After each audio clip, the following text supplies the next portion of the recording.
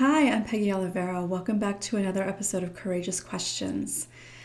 Today's question comes from Sky, and she shared a little bit of her history and her very specific experience and where this question comes from. And her question ultimately really is about what if your abuser struggles with a serious mental illness, like schizophrenia or PTSD or something like that, or developmentally is delayed, where they may be, 18 or 50 years old, but cognitively maybe much younger. So how do you ultimately hold that person responsible? How do you put that responsibility, how do you put that shame back where it belongs so that you're not continuing to hold on to it? And this is a question that comes up all the time in my work, because whether you can point to something really a little bit more specific or maybe even obvious, like an abuser having a developmental delay, or an extreme mental illness or something like that, it also comes up in ways like, well, he or she was drinking, he or she was under the influence, he or she was having a bad day, he or she was only 5 years older than me. There's so many ways that we rationalize our abuser's behavior. And we do this because we feel responsible. And depending on who that person is in our lives, if we can kind of let them off the hook, so to speak, then it doesn't hurt as bad. It doesn't feel as personal. It doesn't feel as much like a betrayal.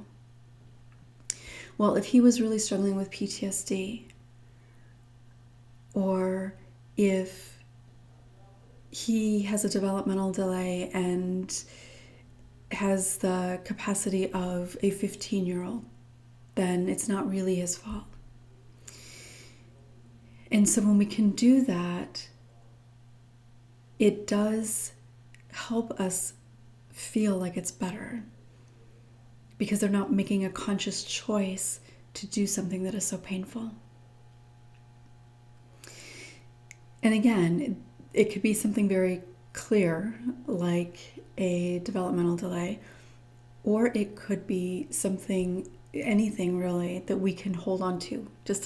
All we need is a little piece of something that we can point to rationalize that person's choice to hurt us. And drinking, having a bad day, those are things that I hear quite often.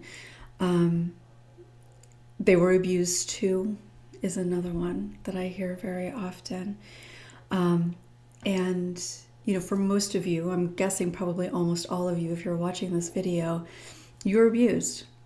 And my guess is also that you haven't gone out and abused other people. So we can find any way possible to rationalize our perpetrator's behavior, because it helps us not hurt so much from it, or at least on one level, not hurt so much from it. So here's the thing. And in terms of, excuse me, in terms of impact in healing, ultimately what is most important is how you've been affected by it. What meaning did you attach to it? What did it mean to you that this person or these people hurt you, did things to you? Because that ultimately is where the long-term impact comes in. And whether that person was 2 years older than you, whether they have a severe mental illness, a developmental delay, were drunk, whatever, what matters in terms of impact and healing, and I think just in general really, is what did it mean to you? How did it feel to you? Did it make you feel ashamed? Did it make you feel fearful? Either of being hurt or of somebody finding out, or how this person is doing this to you, and then how are you going to be around them later? Did it affect your sense of self? Did it affect your ability to trust? Your thoughts about your own body or sex?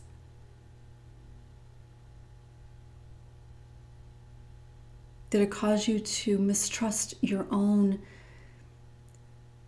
sense of what is true? And that happens regardless of whatever your perpetrator may struggle with. And when it comes to impact and healing, that's what matters. Legally speaking, if somebody has a developmental delay and they function at the level of a child, then legally, probably nothing's going to happen. Well, let's face it, not much happens anyway, but that's probably the case. If somebody is schizophrenic, for example, legally, actually, I think they could still end up being held accountable for that. But the way that we're impacted and the process of our healing has no bearing on what the law says or what other people say, because that's a big one too. We hear that from family members or friends in society. Whether it's, well, that person was having a hard time, that person had a really rough childhood, that person was abused, they were drunk, they're an alcoholic, they're a drug addict, they're depressed, they have PTSD, whatever. All that is a way for you to, and other people, to minimize, to disregard your experience, our experience. I can't tell you how many people have said to me, well, he was drunk, he didn't know what he was doing. Have you said that to yourself? Or some other thing that made your abuser seem to not know better? Oh, he was really tired after a long day and got into the wrong bed. I've heard that more than a few times. Or he or she grabbed me thinking it was my other parent because they were so out of it for some reason. We can come up with so many different ways of rationalizing, and therefore, in many ways, denying the truth of what happened. But whether somebody has an actual mental health or developmental or Tourette's even,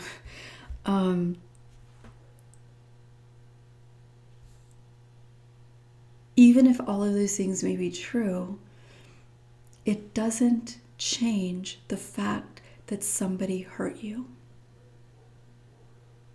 And that's ultimately what matters.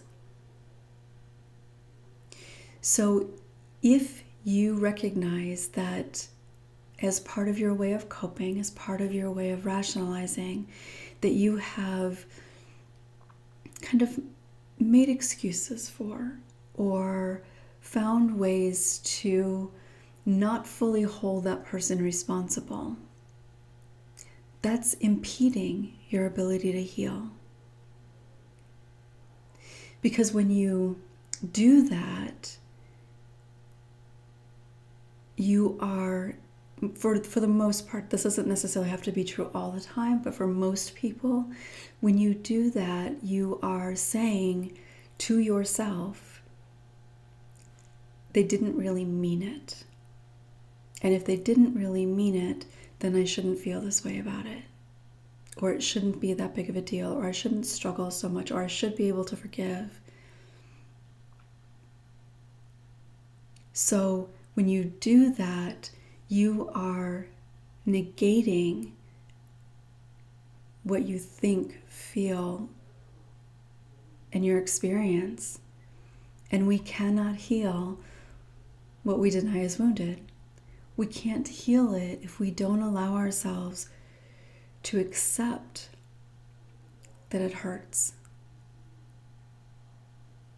And no matter why that person did it, no matter what that person's struggle may be, whether they were very consciously aware of what they were doing or they had no idea what they were doing, it doesn't matter. You've been affected by it. And I know that, or you probably wouldn't be watching this video. And if you've been affected by it, you owe it to yourself to heal. You deserve to heal. You deserve to honor the way that you've been impacted. And no matter what was going on with that other person, to put all 100% responsibility on that person. Because that's the only place it belongs. The only place it belongs is with that person. So whenever you find yourself rationalizing your perpetrator's behavior, the fact that whoever it was to you, a stranger, a parent, a sibling, a pastor or a priest, a coach, whoever your abuser was, whenever you find yourself saying to yourself, he didn't mean it, he didn't know what he was doing, she didn't realize I didn't want it, just have that seed planted in your mind that that's coping, so that it doesn't hurt so much. And while it can hurt to let go of that rationalizing, it's only then that you can really begin to heal. So, Sky, I hope that answers your question, and I hope for the rest of you that that it helps. I'd love to hear from you. You can share in the comments here just maybe your own ways that you've rationalized, the things maybe that other people have said to you to rationalize or excuse your abuser's behavior. We hear that all the time. We really hear that all the time. But I'd love to hear from you. So you can share in the comments here. If you have a question, you can send them to q&a@courageousjourneys.com. Should be right down there too. I would love to hear from you. I would love to get your question and be able to answer it here for all those who listen. While every question may not be relevant to everybody who watches these videos, I know that most of them resonate for most people. And there's no question that is stupid or silly or insignificant or anything else. All questions are good. And if you've got a question, I can guarantee there's probably at least 100 other people who are going to be watching this video who've had a similar question. But they haven't sent an email yet. So I would love to hear from you. Please share in the comments and let me know what you think. Have a beautiful day.